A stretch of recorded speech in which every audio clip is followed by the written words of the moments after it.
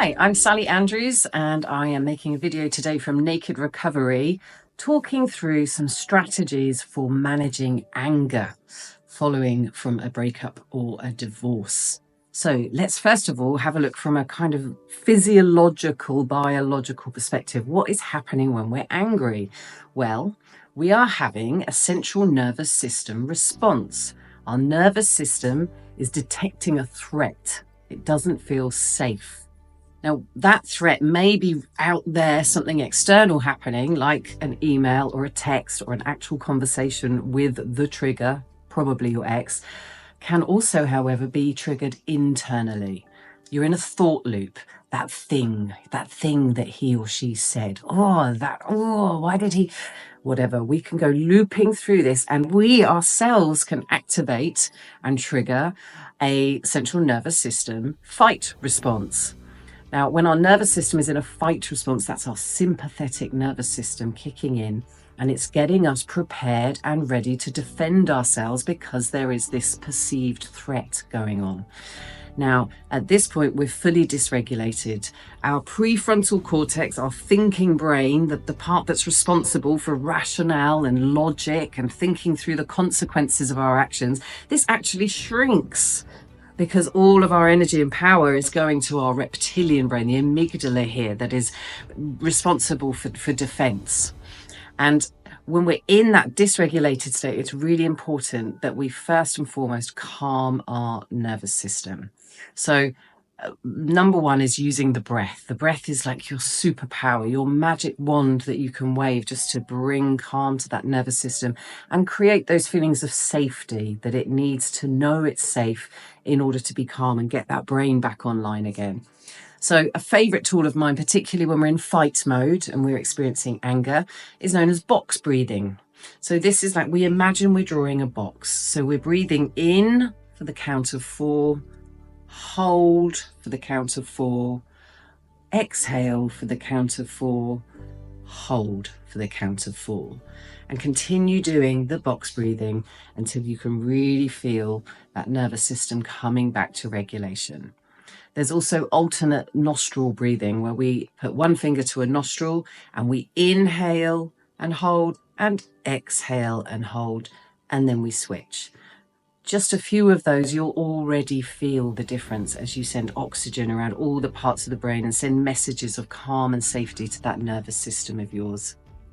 Now, it's also important that we release all of that stored anger. We have had a huge surge of adrenaline and cortisol when we're in sympathetic nervous system response. And I like to think of the animal kingdom, who are actually masters of this. If you've got a dog, for example, and your dog has a spat with another dog, you will see at the end of that, when the drama is over, violent shaking from the dog. It releases that surplus energy, adrenaline, cortisol. We see it in gazelle out on the plains of Africa. Once the threat has passed, they will lightly tremble, and they're actually discharging this surplus energy. Whereas we humans seem to have lost that capacity, and we just stuff it down, and then it turns to long-term stress, maybe even ill health. So we want to get it out, but healthily, right? Not onto our intended victim or antagonist. Scream into a pillow. If it's anger we're dealing with in a fight response, scream into a pillow, or scream underwater in the bath. Punch the pillow, literally beat the crap out of that pillow. Find a photo of the person that you're really livid with, that you're so triggered by, and scream all of those obscenities and all those vile things that you want to say privately to that photo and really unleash it. Throw a medicine ball on the ground. The impact of that weighty ball can be really powerful. Whatever you're going to choose to do, it's just about absolutely allowing that energy to discharge and go from being in here and then potentially stuffed down to actually coming out. Incredibly calming and really beneficial to your nervous system and to your health. Journaling, vent, write it all down, express it, vent, get it out. And under all circumstances, please avoid unleashing your anger onto whoever it is whilst you are still in sympathetic nervous system response and dysregulated. I assure you, you will regret it and you will escalate whatever the situation is. It can be really beneficial, actually, once you're regulated, to take a course in nonviolent communication, or to work with one of us here or a coach to learn how to start expressing yourself in terms of I feel language, and just language that's really rooted in personal responsibility, because that doesn't escalate, it doesn't raise the defenses of the other, and it's shifting from blame throwing and into personal responsibility. And you will find that you actually de-escalate situations and start to resolve conflicts much more satisfactorily when you've really mastered that art of communication.